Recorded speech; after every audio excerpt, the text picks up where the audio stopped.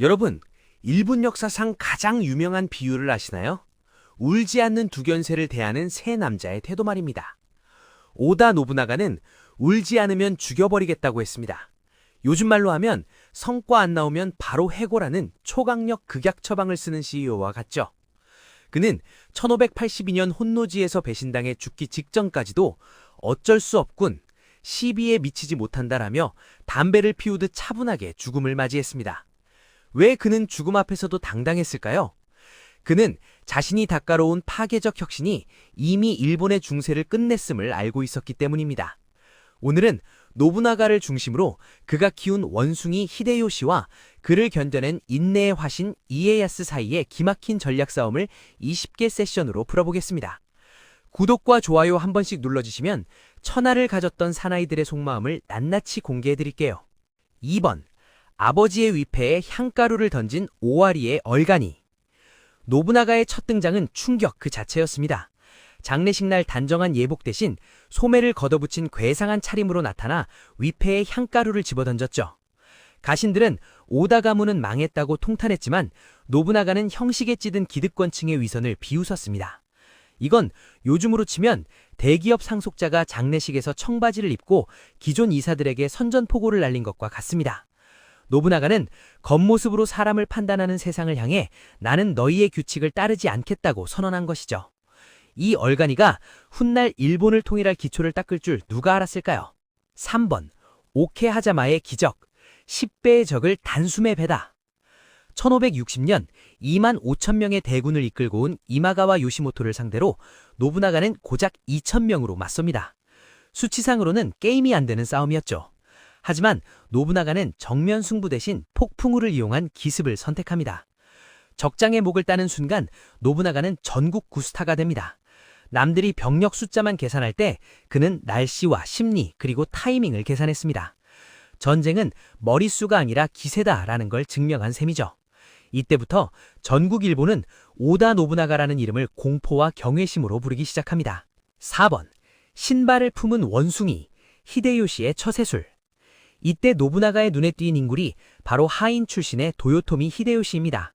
추운 겨울날 노부나가의 신발을 가슴에 품어 따뜻하게 데워놓았다는 일화는 유명하죠. 노부나가는 그를 원숭이라 부르며 비천하게 여겼지만 그의 디테일한 정성만큼은 높이 샀습니다. 히데요시는 능력주의의 상징이었습니다. 신분제 사회에서 오직 노부나가만이 능력 있으면 신발꾼도 장군이 될 수 있다는 파격적인 인사를 단행했죠. 히데요시는 노부나가가 차린 밥상에서 가장 맛있는 반찬을 챙기는 법을 아는 영민한 여우였습니다. 5번, 히에이산의 불길, 부처가 있다면 나를 벌해라. 당시 종교 세력은 무소불위의 권력이었습니다. 하지만 노부나가는 자신을 방해하는 불교 성지 히에이산을 통째로 불태웁니다. 남들이 천벌을 받을 것이라며 두려워할 때 그는 죽은 부처가 산 인간의 정치를 방해하게 두지 않겠다고 일갈했죠. 그는 자신을 제6천마왕이라 칭하며 기득권 카르텔을 완전히 해체했습니다.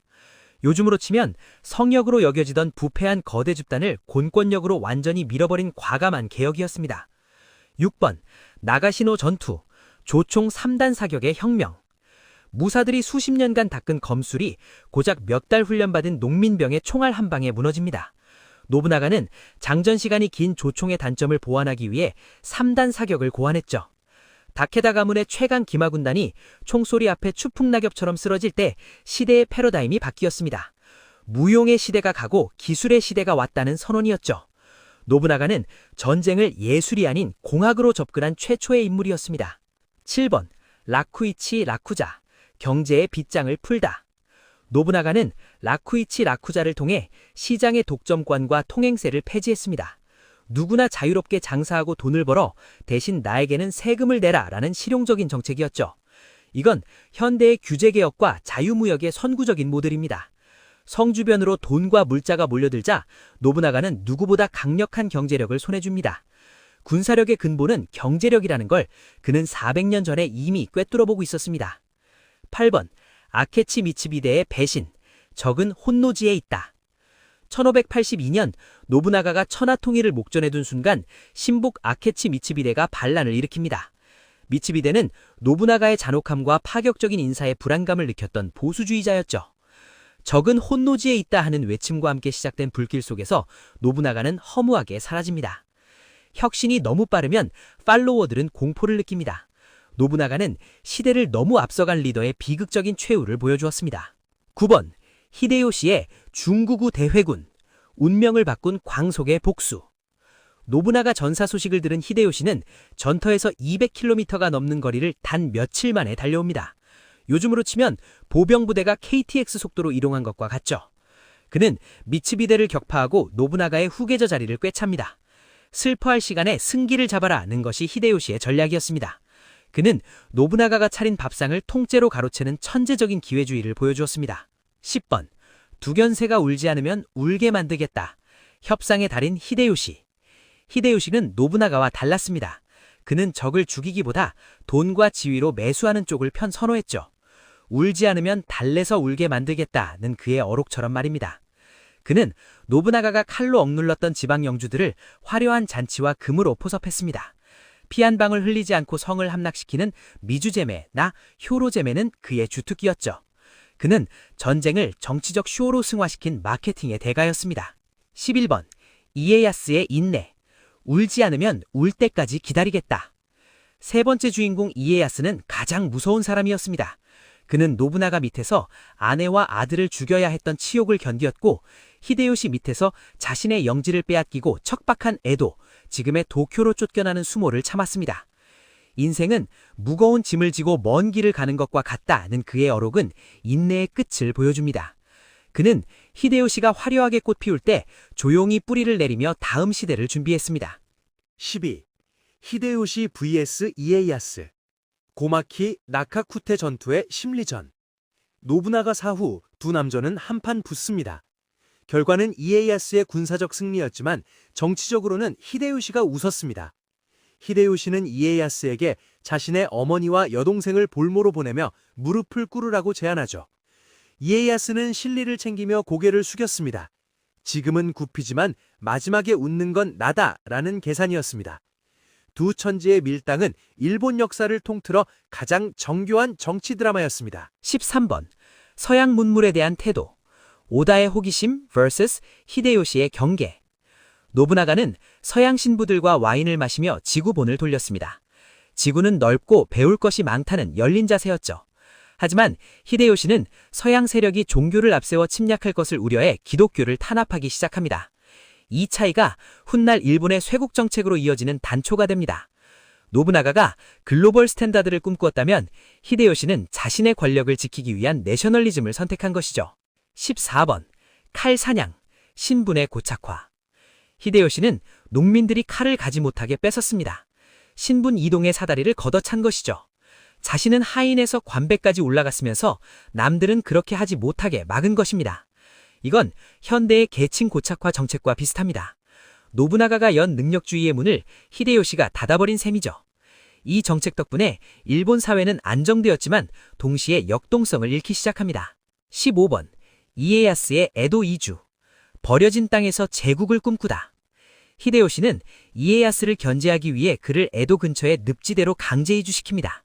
하지만 이에야스는 실망하지 않고 그 늪지대에 간척해 오늘날의 도쿄를 만듭니다. 위기를 기회로 바꾼 이에야스의 경영 능력은 정말 대단했습니다. 그는 히데요시가 오사카에서 화려한 성을 쌓을 때 에도에서 실질적인 경제 기반을 닦았습니다. 16번, 히데요시의 몰락, 임진왜란이라는 무모한 도박. 천하를 통일한 히데요시는 노만이 닿는지 대륙 침략을 선언합니다. 자신의 가신들이 지치고 불만을 품고 있다는 걸 간과한 것이죠. 임진왜란은 히데요시 가문의 멸망을 재촉한 패착이었습니다. 무리한 확장은 조직을 물게시킨다는 경영의 교훈을 남겼습니다. 반면 이에야스는 이 전쟁에 군대를 보내지 않고 힘을 비축하며 때를 기다렸습니다. 17번, 세키가와라 전투, 200년 평화의 서막. 히데요시 사후 일본은 다시 갈라집니다. 이에야스의 동군과 히데요시 충성파의 서군이 맞붙는 세키가와라 전투. 결과는 이에야스의 압승이었습니다. 이에야스는 투구의 끈을 조이라 라면서 승리 후에도 긴장을 늦추지 않았습니다. 그는 적들까지 포용하는 정치를 펼치며 260년 에도 막부의 기틀을 세웠습니다. 18번, 황금의 히데요시 vs 검소한 이에야스. 황금으로 만든 다시를 자랑할 만큼 화려함을 쫓았습니다. 민심을 돈으로 사려 했죠. 반면 이에야스는 은퇴 후에도 검소하게 살며 내실을 다졌습니다. 돈은 버는 것보다 지키는 것이 더 어렵다는 이에야스의 철학이 결국 200년 넘는 장기 집권의 비결이었습니다. 화려함은 짧고 실속은 길다는 진리를 보여줍니다. 19번. 노부나가가 씨를 뿌리고 히데요시가 가꾸고 이에야스가 먹었다. 일본 사람들은 이 세 남자를 이렇게 평가합니다. 노부나가가 혁신으로 새 판을 짰고 히데요시가 그 판을 정리했으며 이에야스가 그 결과물을 온전히 누렸다는 것이죠. 누가 가장 위대할까요? 파괴적 혁신가, 유능한 관리자, 인내심 강한 경영자. 우리 삶에는 이 세 가지 면모가 모두 필요할지도 모릅니다. 20번. 에필로그. 당신의 두견새는 울고 있습니까? 오다 노부나가가 보여준 파괴적 혁신, 히데요시의 유연한 처세, 그리고 이에야스의 끝없는 인내. 이 세 남자의 이야기는 오늘날 우리에게도 많은 질문을 던집니다. 세상이 내 뜻대로 움직이지 않을 때 여러분은 죽이시겠습니까? 달래시겠습니까? 아니면 기다리시겠습니까? 낡은 것을 태워버리고 새로운 미래를 쓴 노부나가의 불꽃 같은 삶이 여러분의 가슴에도 작은 열정을 지피길 바랍니다. 세 낭자 중 여러분의 삶의 방식과 가장 닮은 사람은 누구인가요? 댓글로 들려주세요. 저는 다음에 더 뜨거운 역사 이야기로 돌아오겠습니다.